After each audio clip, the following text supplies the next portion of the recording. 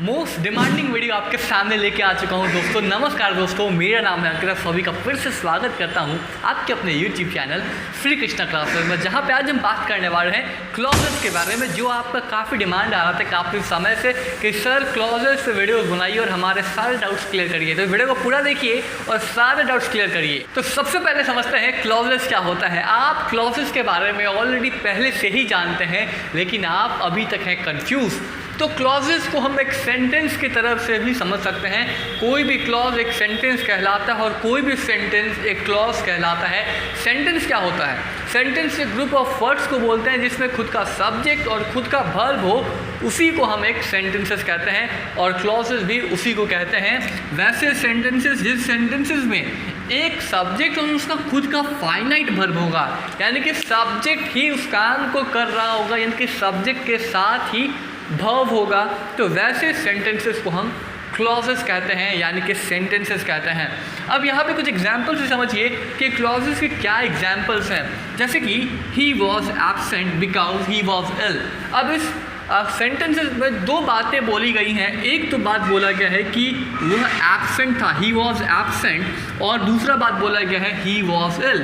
यानी कि यहाँ पे दो क्लॉजेज हैं, एक तो ही वॉज एब्सेंट और दूसरा ही वॉज इल, और उन दोनों को जो कनेक्ट करने का काम कर रहा है वो बिकॉज कर रहा है। लेकिन इन दोनों सेंटेंसेस का एक मीनिंग आ रहा है, he was absent, he was ill, यानी कि दोनों ही एक इंडिपेंडेंट मीनिंग दे रहा है, यानी कि दोनों ही एक सेंटेंसेस है, यानी कि क्लॉजेज है। You will pass if you work hard. You will pass, तुम पास हो जाओगे कब? जब तुम कड़ी मेहनत करोगे। अब यहाँ पे भी दो बातें बोली गई हैं। एक तो ये क्लॉज है, दूसरा ये क्लॉज है, लेकिन यहाँ पे दोनों क्लॉजेस कंप्लीट मीनिंग नहीं दे रहा है। यहाँ पे एक सेंटेंस तो कंप्लीट दे रहा है, लेकिन दूसरा नहीं दे रहा है। दूसरा दूसरे पर निर्भर कर रहा है कंप्लीट मीनिंग देने के लिए, जैसे कि क्लॉजेस के टाइप्स में अभी मैं आपको बताऊंगा। तो यहाँ पे भी दो क्लॉजेस हैं, नो डाउट। पहला क्लॉज ये और दूसरा क्लॉज ये, और दोनों को कनेक्ट करने का काम कौन कर रहा है? तो इफ़। तो बहुत सारे क्लॉजेस के वर्ड्स होते हैं जैसे हम सेंटेंसेस में कनेक्ट करने के लिए इस्तेमाल करते हैं, जैसे कि इफ़, जैसे कि विच, बट, देयर, वेयर। ये सभी वर्ड्स जो हैं वो सेंटेंसेस में क्लॉजेस को कनेक्ट करने के लिए करते हैं। अब यहाँ पे क्लॉजेस के टाइप्स कितने होते हैं? तो दो प्रकार के क्लॉजेस होते हैं। एक होता है प्रिंसिपल क्लॉज, जिसे हम इंडिपेंडेंट क्लॉज कहते हैं या फिर मेन क्लॉज भी कहते हैं। दूसरा होता है सबऑर्डिनेट क्लॉज, जिसे हम डिपेंडेंट क्लॉज भी कहते हैं। सबसे पहले समझते हैं प्रिंसिपल क्लॉज, जिसे हम मेन क्लॉज यानी कि इंडिपेंडेंट क्लॉज कहते हैं। इंडिपेंडेंट का मीनिंग क्या होता है? इंडिपेंडेंट का मतलब जो आत्मनिर्भर हो, जो किसी दूसरे पर निर्भर ना करेगा। वैसे सेंटेंसेस को हम क्या कहते हैं? इंडिपेंडेंट क्लॉज यानी कि प्रिंसिपल क्लॉज कहते हैं। एग्जाम्पल समझिए, I saw a man who was blind.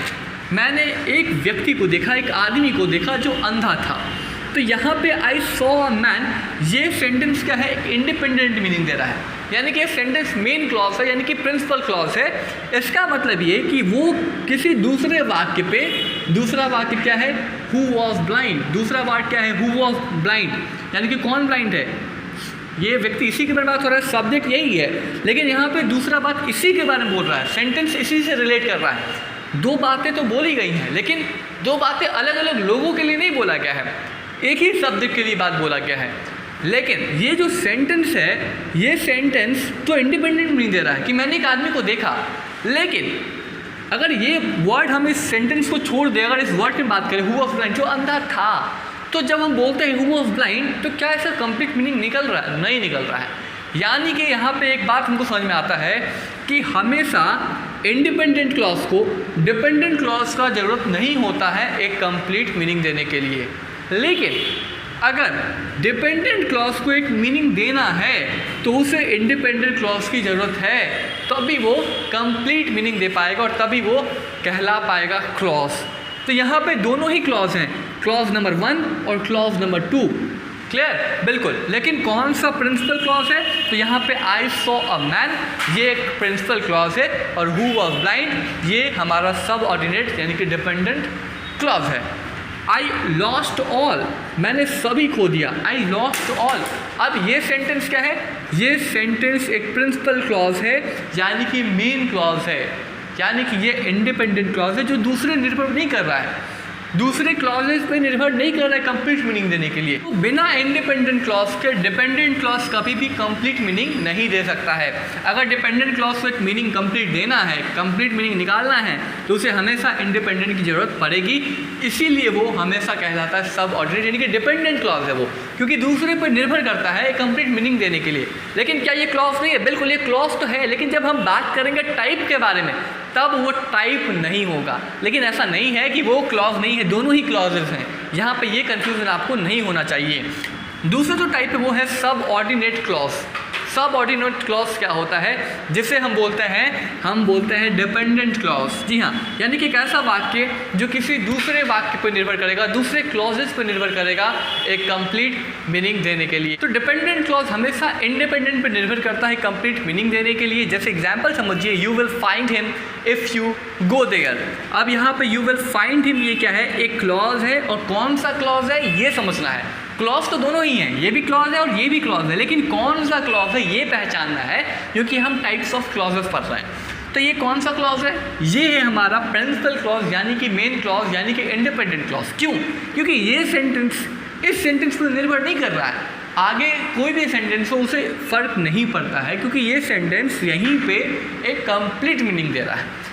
लेकिन जब आगे बोलते हैं यू गो देयर, अब ये सेंटेंस अगर हम सिर्फ अकेला बोलें, सिंगल बोलें, इंडिविजुअल बोले सेंटेंसेस को कि यू गो देयर, तुम वहाँ जाओ, यानी कि ये सेंटेंस कंप्लीट मतलब नहीं निकल पे आ रहा है। यू गो देयर क्यों जाए वहाँ पे?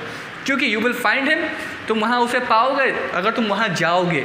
तो यू गो देयर, तो यू गो देयर ये क्या है? ये एक डिपेंडेंट क्लॉज है, यानी कि ये सब ऑर्डिनेट क्लॉज, जिसे हम सब ऑर्डिनेट भी बोलते हैं, डिपेंडेंट भी बोलते हैं, यानी कि ये इस पर निर्भर कर रहा है कंप्लीट मीनिंग देने के लिए। यानी कि clause number 2, clause number 1, 2 clauses होते हैं।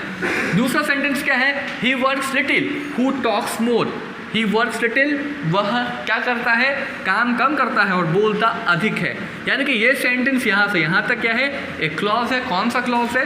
तो ये प्रिंसिपल क्लॉज, यानी कि मेन क्लॉज, यानी कि इंडिपेंडेंट क्लॉज है। लेकिन जैसे ही हम इसके बारे में बात करते हैं, हु टॉक्स मोर, तो ये क्या है? ये इस पर निर्भर करता है एक कंप्लीट मीनिंग देने के लिए।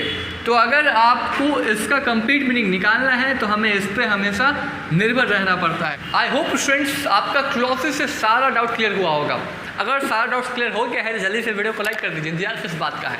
और हाँ, अगर आप हमारे चैनल पर ऐसे ही जुड़े रहना चाहते हैं तो हमारे चैनल को सब्सक्राइब और बेल आइकन को दबाना मत भूलिएगा, जिससे आपको तुरंत जो भी वीडियोस हम बनाते हैं आपको तुरंत उसका नोटिफिकेशन आ जाए और आप उससे लर्न कर पाएँ। ऐसे वीडियोज़ को देखने के लिए, हमारे चैनल पर बने रहने के लिए आप सभी का बहुत बहुत धन्यवाद।